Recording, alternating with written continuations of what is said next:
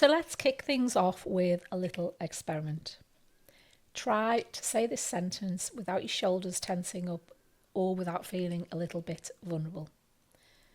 I'm taking a day off for my mental health.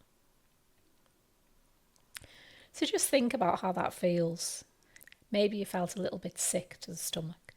Me too. You may even have detected a little bit of an invisible eye roll.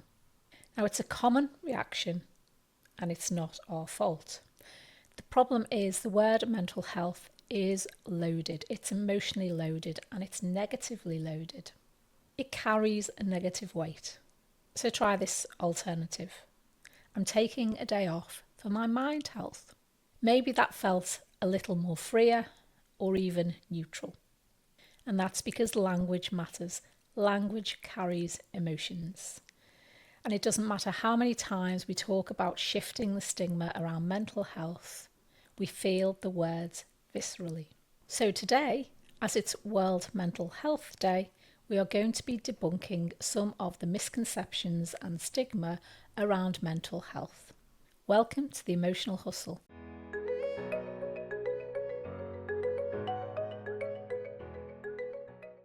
I'm Julie. And I'm Mike.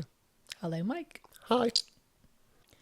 So, over the next few minutes, we're going to look at the stigma behind mental health and what we can do to shift that. And we're also going to talk about some of the other misconceptions as well.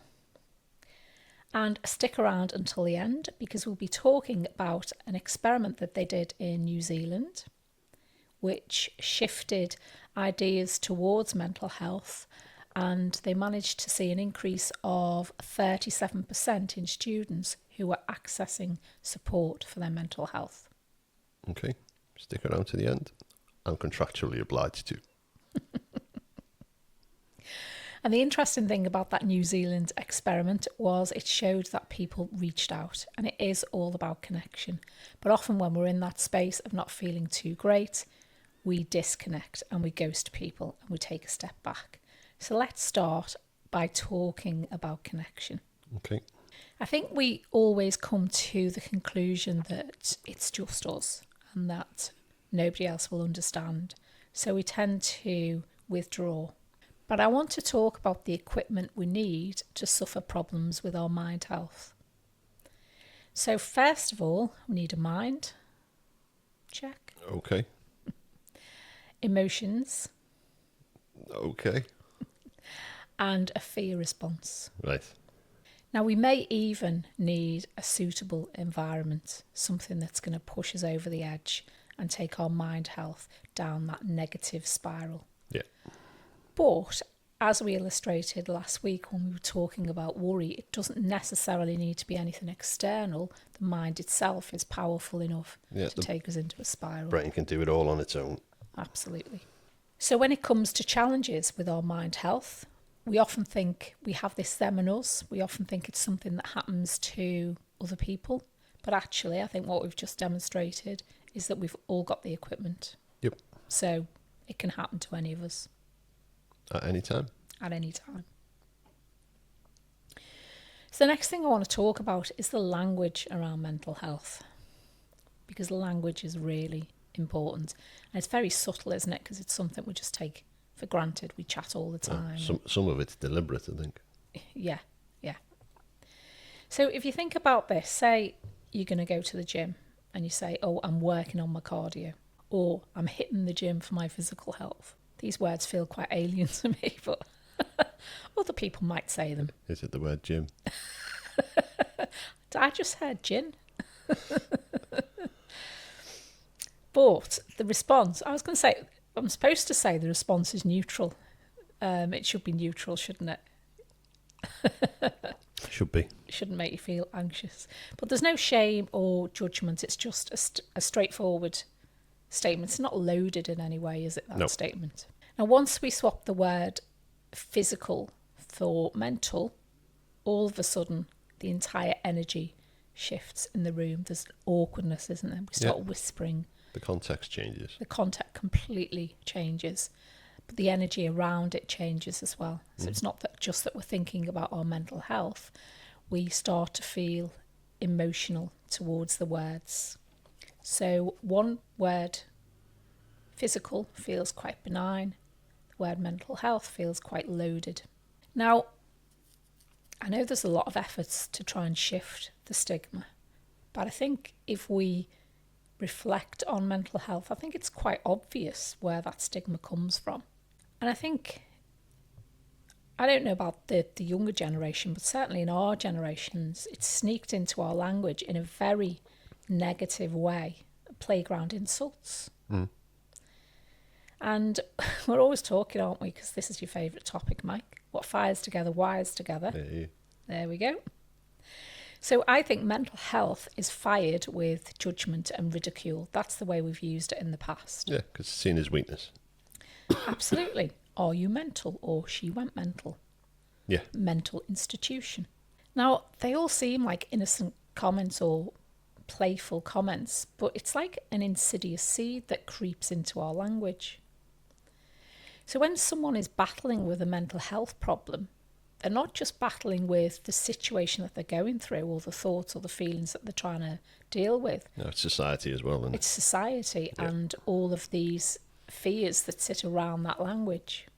And unfortunately, the term mental health, that's what it physically evokes, all of that shame and embarrassment. And if we think about a mental breakdown, it feels like a massive catastrophe. And it is to you. And it is. To the person that's having it. Yeah. If we talk about mind burnout, though, it feels like we just need a good rest. And often they can be very, very similar to the person experiencing them. So talking about our mind health versus our mental health is a really, really simple shift. But I think that it can break down these barriers in our conversations. It can remove all that emotional loading. So having made that shift from mental health to mind health, I want to come on to another misconception about mental health or mind health. And that is that when we've struggled with our mind health for a period of time, it actually does become physical. And I think this is a misconception, that things are all in our head. So we discussed worry last week and how the mind impacts our emotions, and this is expressed in our energy. So over time, we feel apathy, hopelessness, helplessness, and our energy dissipates and we can't be bothered doing anything. So this is a physical reaction. It's not all just in the mind. And our bodies can become quite heavy and cumbersome as a result. We feel physical exhaustion. So I think it's important that we don't overlook the physical impact and the energetic impact, because we can feel absolutely worn out. So this brings us on to the experiment, because when we feel like this, we feel embarrassed, we feel ashamed, and our tendency is to disconnect from people. So we're less likely to go off and to find support. So one school in New Zealand tried this experiment and they didn't have any marketing or any fanfare. They simply replaced every occurrence of mental health with mind health. And they set up a mind health studio. And just like that, what happened next was absolutely remarkable, because they noticed they had a 37% uplift in students reaching out for help and support. So they didn't have any extra funding or any extra therapists, any marketing. They simply just changed the language around mind health. They changed the word. They changed one word, just flipped one word. And they asked students for their feedback, which was, it felt like a gym for my head, not a hospital for my crazy. I like that one. Yeah. And that's the point, isn't it? The word mind is objective. It's not emotionally loaded or loaded with negative connotations. Yeah, exactly. Or expectations. Yeah. It just doesn't hold that emotional baggage. So I think anything that encourages people to get support gets my vote. So let's just shift mental to mind. Yep. I'm on board. What? I'm on board. So my message for World Mental Health Day is, let's think about our mind health. When our mind gets caught up, it can and will impact how we feel emotionally and physically. It's a truly powerful beast. So rest is very important. We all have minds, emotions, and a physical fear response, and that equipment can fail for any of us. So we need to step away from that them and us type approach to mind health. And the final thing, don't be isolated. Reach out to someone you can trust. Use the term mind. It will already make you feel better about your conversation. It'll shift all of that emotional negative weight. Let's start changing our language and shifting our views.